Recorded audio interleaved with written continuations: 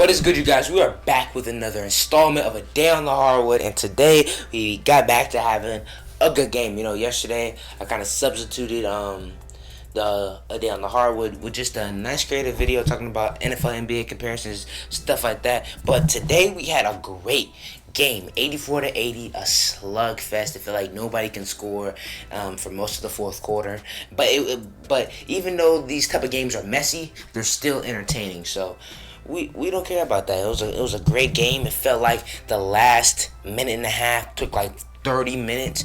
You know what I'm saying? I was watching it with my grandparents. My grandparents was like, "Oh, it's only a minute left. I can stay up a little bit longer." 25 more minutes on the game, man. That's how it goes, though. That's how it goes. A lot of reviews, a lot of fouls, stuff like that.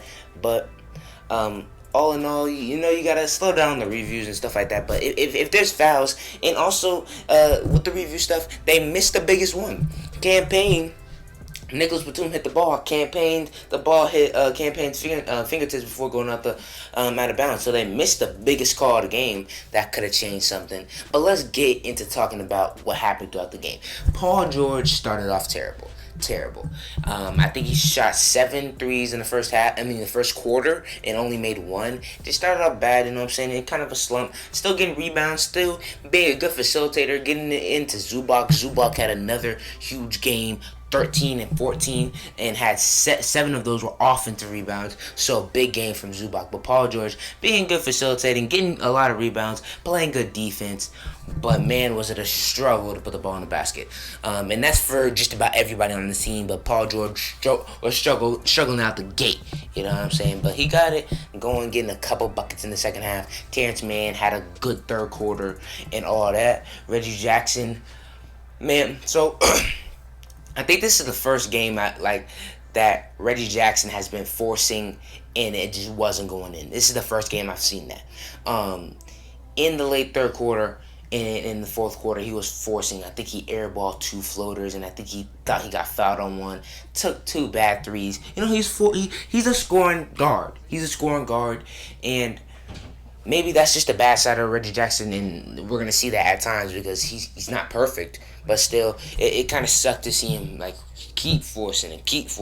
But then again, they didn't have much other creators outside of him and George, and Marcus Morris didn't finish out the game until it was like a minute left for rebounds and stretching the floor to take out Zubac and things like that. Because although Morris has been trying to play, he's obviously not 100%. He only played 22 minutes and had 4 points. You know what I'm saying? That's not Marcus Morris. He's trying his best, and he's giving decent minutes for the squad, but we all know that ain't Marcus Morris. Rajon Rondo completely out of the rotation. Smart thing to do. Luke Kennard staying in. Patrick Beverley, great defense on Devin Booker once again. He is showing us once again that he's still a valuable player in the NBA. Some people may have doubted it. I didn't. I've always been a supporter of Patrick Beverley. Sure, he is a very, very, very, very, very annoying at times and can do too much basically every single game. But Patrick Beverley brings some type of value, and I think we all just have to. Everybody just has to realize that once again, whether you like him or not. And most of y'all probably don't like him. I ain't gonna lie to you, but It's not as much shot creation and stuff like that with Morris being hurt and Kawhi being hurt.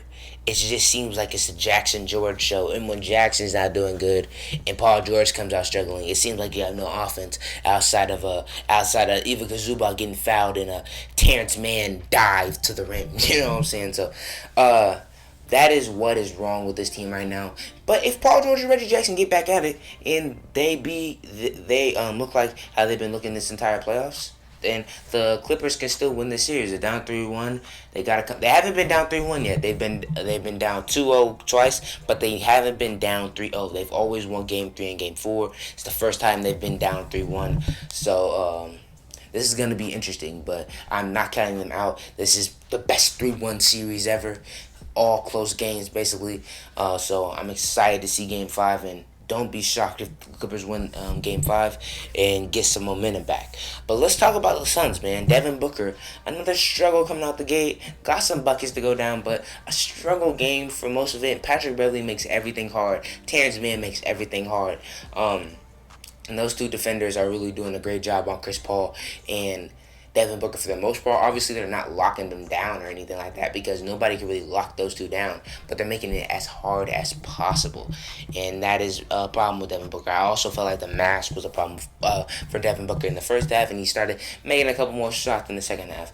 Although the Clippers couldn't hit anything in the first half, I think they only had 36 points, but they felt they had the game. They had the stranglehold on the game for most of it. 13-point lead going into halftime, all that. Chris Paul playing good. DeAndre Ayton with another big game. I think he had a 20-20 game. Jay Crowder, campaign didn't play good today, and I think he's still bothered by that injury. It sucks how much momentum can just go out of you after missing one game and getting like maybe a minor ankle sprain. Just he was on such a tear, and it just felt like it's slowing down now, and that sucks to see because campaign was a difference maker in the first two games. 29-9 in the second game. That's insane from campaign, but just wasn't great today and got away with a big missed call, a huge missed call. Jay Crowder, Mikal Bridges didn't shoot well once again, and Mikal Bridges, along with DeAndre Ayton, was very, very active on off the boards. DeAndre Ayton's gonna get a lot of the credit, but man, Mikal Bridges was in there tipping, grabbing a couple offensive rebounds and getting extra possessions for the Phoenix Suns.